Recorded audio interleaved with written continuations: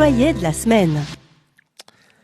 Ami abonné, je suis pas le genre de gars qui se permet de distribuer des bons et des mauvais points à ses collègues de bureau. Mais là, je suis obligé. Quand tu tombes sur un aussi bon papier que celui de notre employé de la semaine, le journaliste Jérémy Younes, tu mets tout de suite les choses au point. Bravo Jérémy. Salut Didier, salut les AMG. Bon, on a déjà beaucoup parlé de la réforme des retraites sur la base si j'y suis, mais je voudrais aujourd'hui insister sur un point qui est l'objet de nombreux mensonges depuis qu'on a appris la semaine dernière que Jean-Paul Delevoye était très proche du monde de l'assurance et de ses lobbies. Le point le voici. Depuis une semaine, le gouvernement et ses relais médiatiques jurent la main sur le cœur que la retraite par points, c'est pour sauver le système par répartition, cher aux Français, et qu'il ne s'agit absolument pas d'ouvrir la voie à la capitalisation. La France n'a pas fait le choix, et je crois qu'elle ne fera jamais le choix, du chacun pour soi et du tant pis pour les autres. Nous ne voulons pas confier le soin de nos anciens, la clé de nos retraites, à l'argent roi. Évidemment, c'est faux. Alors prenons les éléments un par un. D'abord, que sait-on de la retraite par points dans les pays où elle existe déjà ? 2 choses. 1, que la valeur du point ne fait que baisser. Et 2, que partout où cette réforme est en place, les gouvernements votent des volets capitalisation obligatoires. Car évidemment, au bout d'un moment, les points collectés ne suffisent plus à vivre décemment. Et ce, même si c'est un organisme paritaire qui est chargé de vérifier la valeur du point, comme l'a annoncé Édouard Philippe mercredi.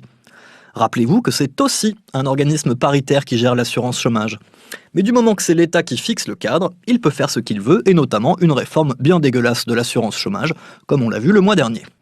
Ensuite, comme vous l'a expliqué Jean-Michel Dumet dans sa dernière chronique « Usage de faux », la réforme des retraites en France propose de plafonner à 10 000 € de salaire par mois les cotisations et les droits en retour. Résultat, que vont faire les cadres qui gagnent plus ? Eh bien, ils vont se tourner vers des complémentaires privés. Alors qu'aujourd'hui, pour le régime des cadres, ils peuvent cotiser jusqu'à 30 000 € de salaire par mois. Rappelez-vous du mot « répartition ». C'est quand même pas compliqué, il s'agit de répartir entre ceux qui gagnent beaucoup et ceux qui gagnent moins.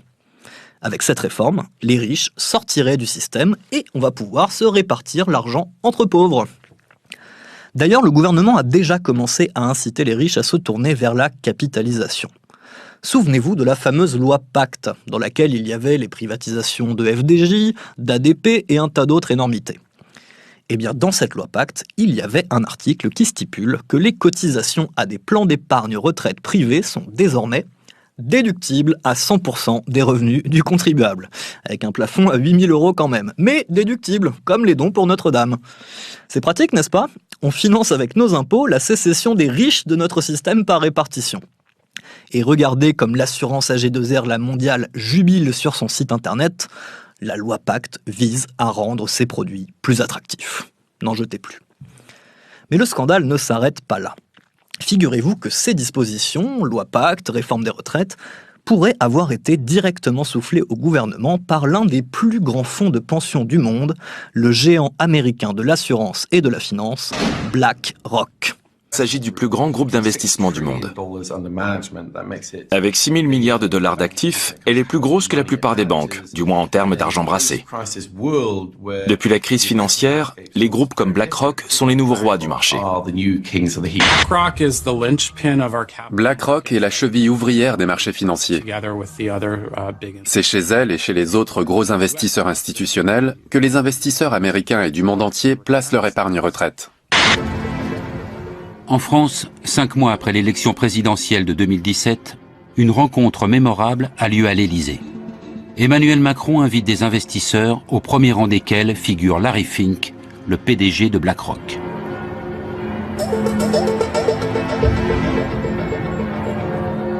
Le président français souhaite attirer les grands gestionnaires de fonds du monde dans l'Hexagone. Voilà pourquoi il avait déjà rencontré Larry Fink à plusieurs reprises, peu après sa prise de fonction.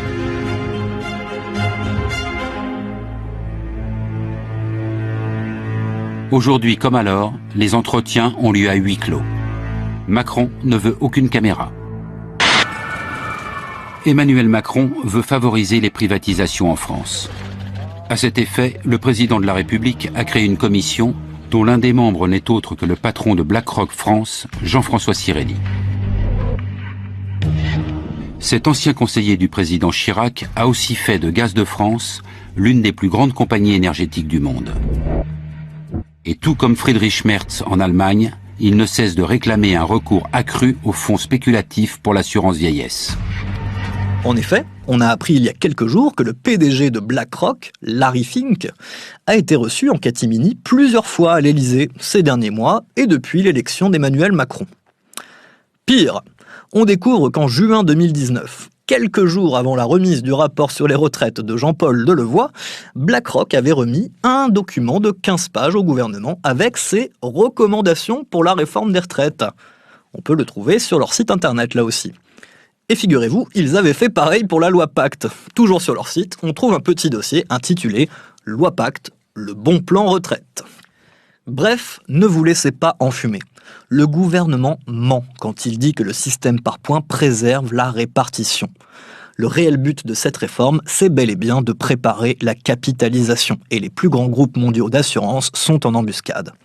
C'est pour ça qu'Édouard Philippe est prêt à toutes les concessions, pourvu que le système par points passe. Mais bon, on l'a vu venir, on a compris, alors on ne se laisse pas faire. Bon week-end, et vive la grève! C'était l'employé de la semaine.